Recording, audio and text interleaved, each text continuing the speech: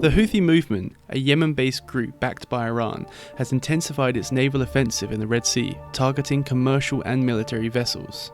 This strategic waterway, essential for global trade and oil shipments, is now a focal point of conflict, with the Houthis claiming these attacks are part of their resistance against Israeli interests. The attacks not only pose a threat to global trade, but also have broader implications for international relations and regional security. China has pressed Iran to rein in Houthi attacks, highlighting the disruptions these attacks cause to maritime trade through the Suez Canal and the global economy.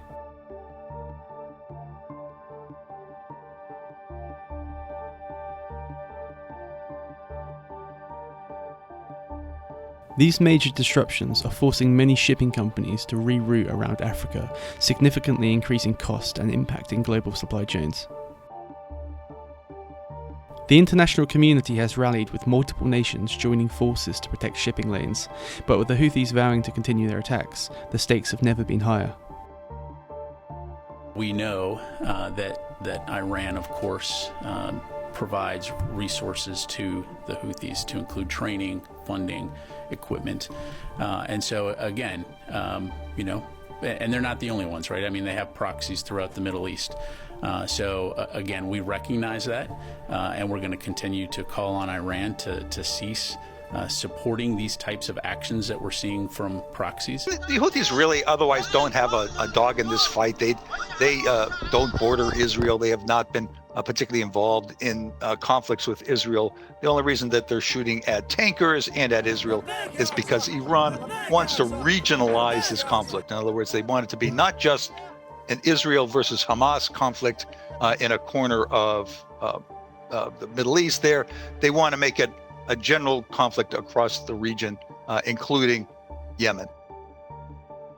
The Houthi forces have deployed a variety of maritime and aerial weapons, including short and long-range missiles that have the capability to hit objectives from 500 kilometers away.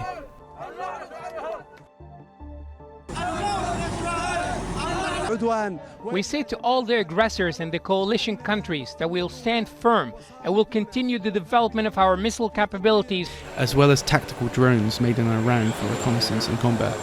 Their use of these drones and missiles for frequent attacks has greatly affected sea trade, causing challenges in insurance and operational logistics due to increased risk and complexity they introduce. This military drone managed to strike the strategic Al Anad base in the south of Yemen.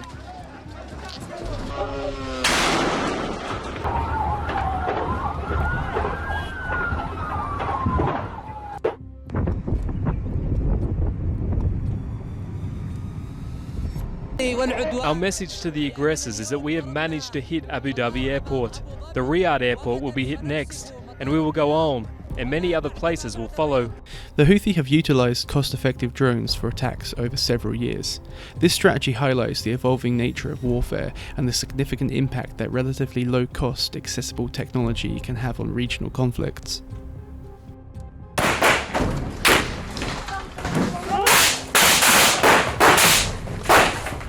In recent footage, combatants are observed storming a mock village adorned with several structures and a water tower, all identifiable by Israeli symbols. Videos recorded on body cameras reveal the fighters, some bearing Palestinian emblems, firing upon these constructions. As I said, one of these missiles may get through. The United States may feel it has to retaliate. 3 U.S. service members who were killed in an unmanned drone attack on Tower 22 in Jordan over the weekend. We believe that the attack in Jordan was planned, resourced, and facilitated by an umbrella group called the Islamic Resistance in Iraq.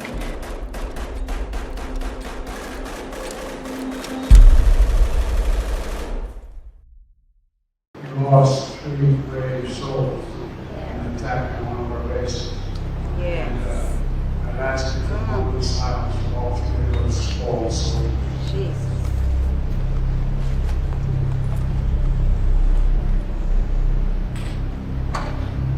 And we shall respond. The United States launched airstrikes against targets in Syria and Iraq on February 2nd, 2024, as the first retaliation for a drone attack in Jordan that killed 3 American soldiers. This military action targeted facilities used by the Iran's Islamic Revolutionary Guards Corps and affiliated militia following President Biden's directive to respond to the attack on those forces. This marks a significant escalation in response to the January 28 attack, signalling the beginning of a broader retaliatory campaign by the US.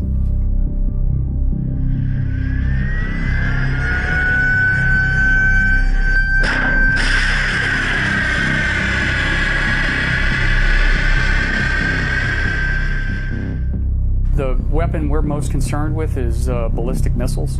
Whether I'm going to engage that inbound threat, I have about 10 to 15 seconds of decision time. And the U.S. fires its own missile to hit the incoming Houthi missile. The Secretary of Defense, Austin, has announced this international coalition to help protect commercial ships in the Red Sea. What's your sense? How do you expect that to play out? Well, the good news is that the United States has put together this coalition. There are a lot of ships involved. These ships have the capability to take down the Houthi missiles and to protect not just the shipping, but Israel also. We have said it before, in a clear and direct way. We don't accept threats. At the moment, if any members of the Islamic resistance in Iraq are targeted, or any jihadi or resistance fighter from any part of the resistance forces are targeted, there will be retaliation from us. We do not accept or acquiesce to the violation of Iraqi sovereignty. Yemen's Houthi militia has vowed to continue its attacks on Red Sea vessels after the United States and Britain launched another series of airstrikes against them. Washington and London put out a joint statement saying they hit dozens of targets inside Yemen, which included underground weapons depots, missile systems and launchers, as well as radars. The strike is part of the joint U.S. and UK military effort to deter the Houthis from further disrupting global shipping lanes in the Red Sea.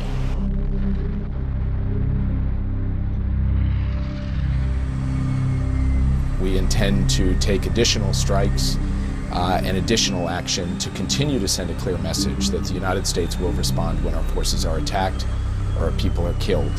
At this point, we are still assessing the question of how many casualties there were among the militia groups, and our military will continue to provide the president with those assessments. The Houthis basically retaliate against Israel for what it is carrying out in the Gaza Strip. Israel began carrying out its aerial bombardment of Gaza, which has killed thousands of innocent civilians, including women and children. Saudi Arabia and the United Arab Emirates are not part of this task force. Are you worried that they will join the task force? What does that mean for peace between Saudis and the Houthis? Many countries in this alliance, they were fully supporting the Saudi-backed forces, and at the end what happened, the Yemeni army has become stronger.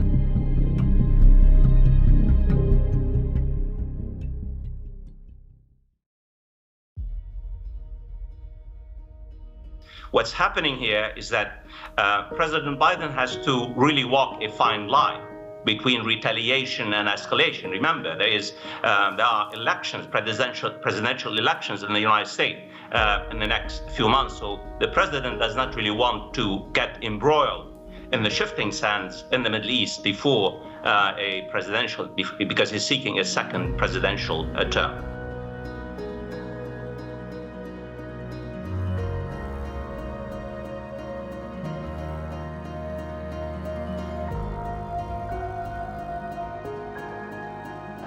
In Yemen's capital Sana'a, a massive demonstration unfolded along the city's widest boulevard, protesting against airstrikes and expressing solidarity with the Palestinians.